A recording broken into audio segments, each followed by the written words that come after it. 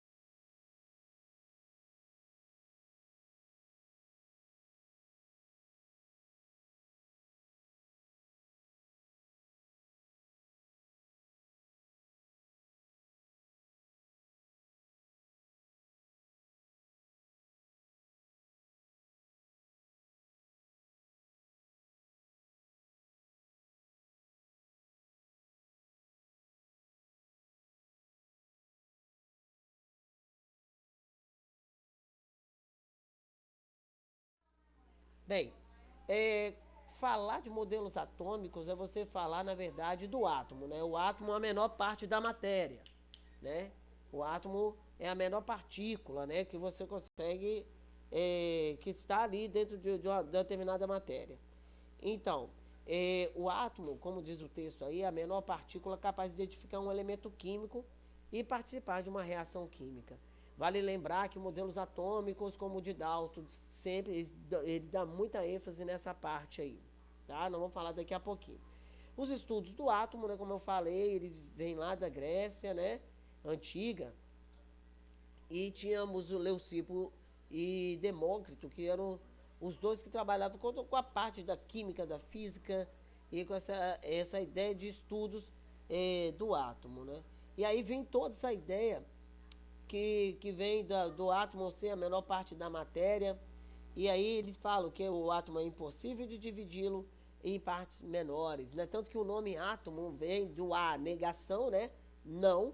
E tomo vai dizer divisão. Quer dizer que não tem divisão aquilo que não se divide.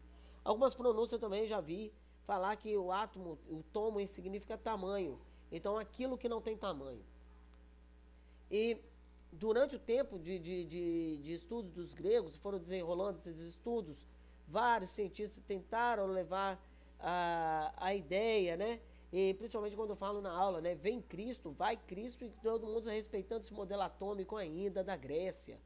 E aí chega então alguns cientistas, né, e começam a desvendar o átomo. E vale lembrar, nenhum cientista viu um átomo até hoje. Então um átomo ninguém viu, mas sabe o comportamento, toda a estrutura dele é bem estudada, apesar de ninguém ter visto um átomo na vida. Tudo bem? Vamos lá para o nosso primeiro modelo atômico. Nós vamos para o modelo atômico de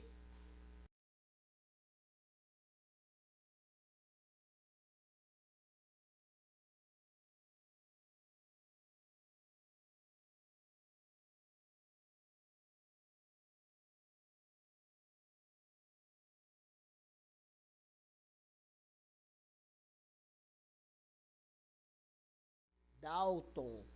O Dalton, em 1803, ele então veio com a ideia baseada, lógico, na teoria de Demócrito, né? E ele é bem coerente nesse pedaço, nessa parte do modelo atômico dele, né? Olha só que átomos eram as menores partículas, né? Assumiam as formas esféricas. O átomo é esférico para Dalton, né? E até hoje, né? Então, lembrar também que modelos atômicos apresentam erros, mas eles não são totalmente errados, tá, gente? Então, é isso que vocês devem prestar atenção. Então, nós temos aí, assumiam forma esférica, possuíam massas semelhantes, né? Então, vamos supor, o que, que ele quer dizer com isso?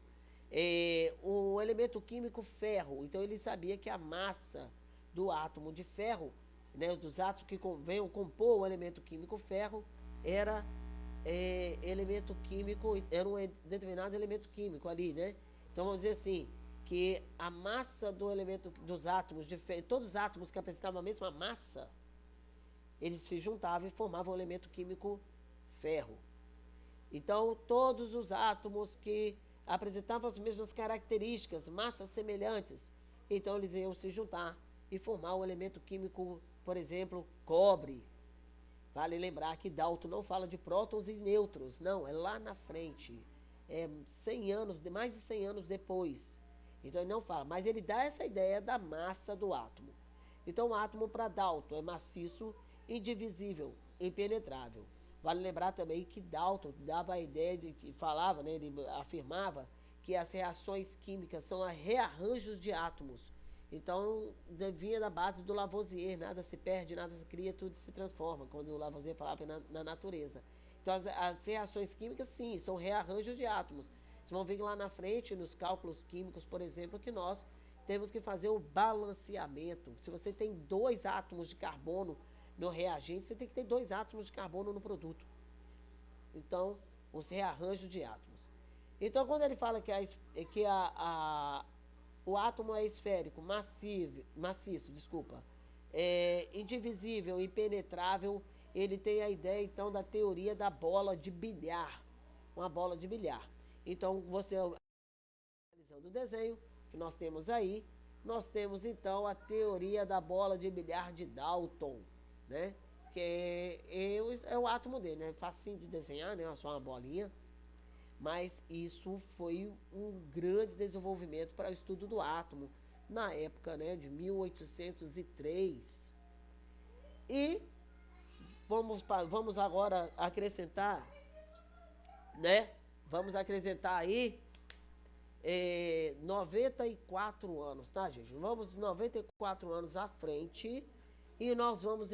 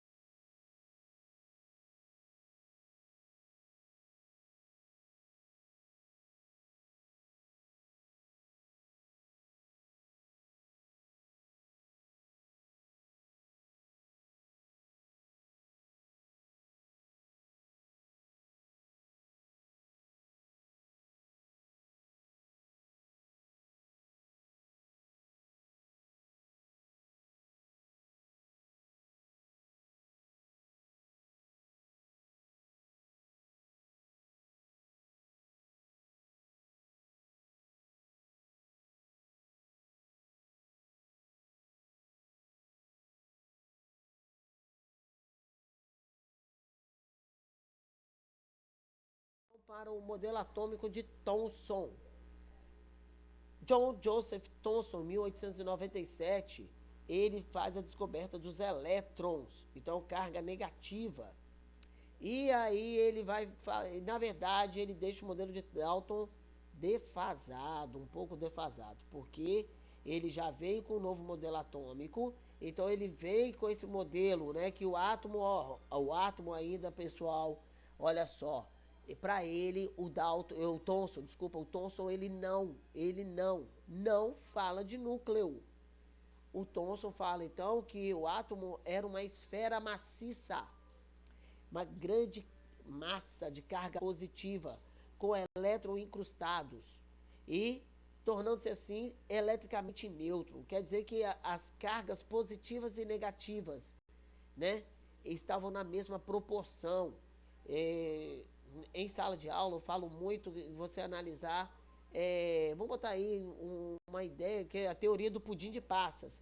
Mas se você pegar um panetone, seria a massa do panetone ser carga positiva e aí as frutas cristalizadas serem cargas negativas e elas estarão na mesma proporção.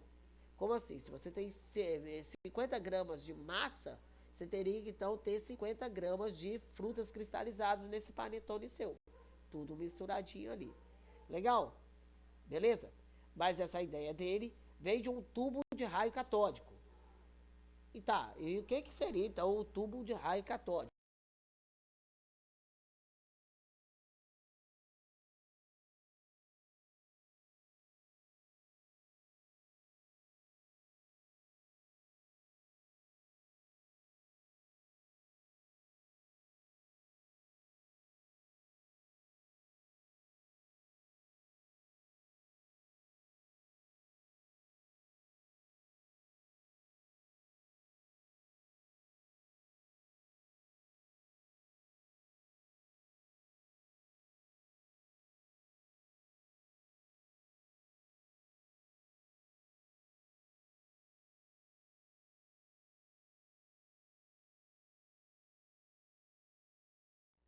Bem, o tubo de raio catódico, então o experimento que ele faz, né? Ele coloca lá, e nessa época a eletricidade já era assim, bem desenvolvida, né? O povo já conhecia bem a eletricidade. Ele tem um campo elétrico, então quando ele libera o raio, né? O que acontece? Esses raios vão sendo atraídos, né? Sendo desviados, atraídos pela placa positiva. Então no cátodo de um tubo de raio catódico, o cátodo é a parte negativa, o ânodo é a parte positiva. E aí então o raio sofre um desvio, certo? Na imagem que vocês estão vendo assim, à sua direita, vocês estão vendo os elétrons incrustados na carga positiva, a massa de carga positiva, que é o modelo atômico de Thomson. Voltando para o lado esquerdo, abaixo, vocês têm um tubo de raio catódico famoso, né? Famosa televisão de tubo. As televisões de tubo, né, que hoje são televisões, elas são de cristais, né, cristal líquido, LED e entre outras coisas. Nós temos aí o, o tubo de imagem das televisões. Aqui em casa eu tenho ainda algumas unidades. É muito bom usar na roça, né? Essas televisões de tubo que tem uma vida longa muito grande, né? São maravilhosas. Mas quando queima esse tubo de raio catódico, chamado de tubo de imagem, já era. Aí a televisão vai embora. Então, dentro da televisão ocorre a mesma coisa, tá? O tubo de raio catódico, as telas de televisão antiga, né? Vai ocorrer o desvio, né, do raio do cátodo, né? A parte negativa vai sofrer desvio devido à atração pelo polo positivo. E aí, essa é a ideia do modelo atômico de Thomson, que é o modelo atômico que é denominado pudim de passas. Não sei porquê, e não deve ser muito bom, porque eu não gosto muito de passas. Não gosto não, muito não. Eu odeio passas. Então não deve ser um sabor muito bom, não. Ok, galera? Então vamos embora. Vamos evoluir.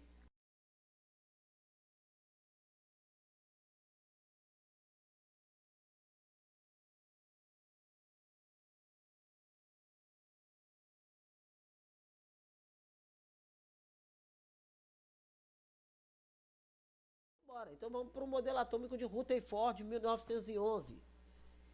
Bem, o Rutherford é um camarada inteligentíssimo, vem lá, se você vai ver o estudo de radioatividade, tem a presença do Rutherford, né? Ele usa a partícula alfa numa lâmina de ouro.